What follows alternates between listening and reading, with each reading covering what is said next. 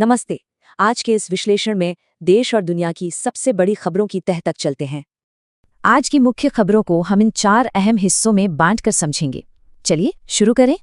शुरुआत फारस की खाड़ी से। यहाँ राष्ट्रपति ट्रंप ने हाल ही के अमेरिकी हमलों को बस लव टैप कहा। इन हमलों के बीच हॉर्मुज़ स्ट्रेट बंद होने से लगभग 20,000 नाविक वहां बुरी तरह फंसे हुए हैं। उधर यूएई ने बिना किसी औपचारिक आरोप के 15,000 पाकिस्तानी मजदूरों को अचानक डिपोर्ट कर दिया है। आर्थिक असर देखिए, तेल कंपनियां मुनाफा कमा रही हैं, जबकि आम परिवारों का खर्चा तेजी से बढ़ रहा है।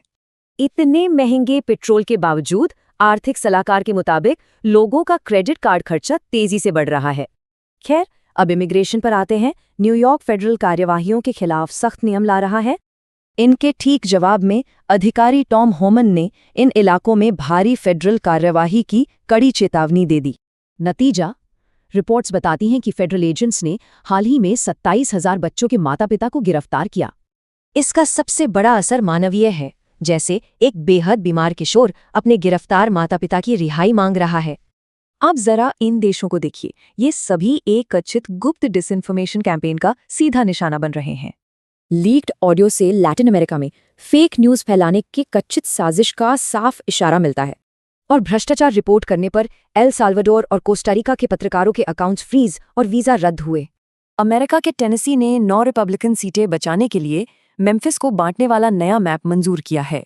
डेमोक्रेटिक नेता इसका विरोध कर रहे हैं। उनका मानना है कि इससे अल्पसंख्यकों की वोटिंग ताकत काफी कमजोर पड़ेगी।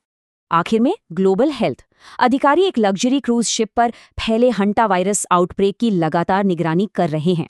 हालांकि डब्ल्यूएचओ के मुताबिक ये संक्रमण सिर्फ इस शिप तक सीमित है, इसलिए महामारी फैलने का कोई डर नहीं। तो सोचने वाली बात ये है, आर्थिक और गुप्त दबाव 2026 में हमारी दुनिया का नक्शा कैसे बदलेंगे? नमस्ते।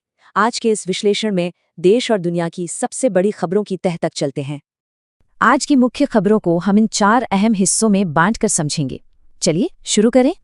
शुरुआत फारस की खाड़ी से। यहाँ राष्ट्रपति ट्रंप ने हाल ही के अमेरिकी हमलों को बस लव टैप कहा।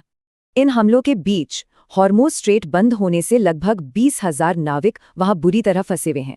उधर यूएई ने बिना किसी औपचारिक आरोप के 15,000 पाकिस्तानी मजदूरों को अचानक डिपोर्ट कर दिया है। आर्थिक असर देखिए, तेल कंपनियां मुनाफा कमा रही हैं, जबकि आम परिवारों का खर्चा तेजी से बढ़ रहा है। इतने महंगे पेट्रोल के बावजूद आर्थिक सलाहकार के मुताबिक लोगों का क्रेडिट कार्ड खर्चा तेजी से बढ़ रहा है। खैर, अब इमिग्रेशन पर आते हैं। न्यूयॉर्क फेडरल कार्यवाहियों के खिलाफ सख्त नियम ला रहा है। इनके ठीक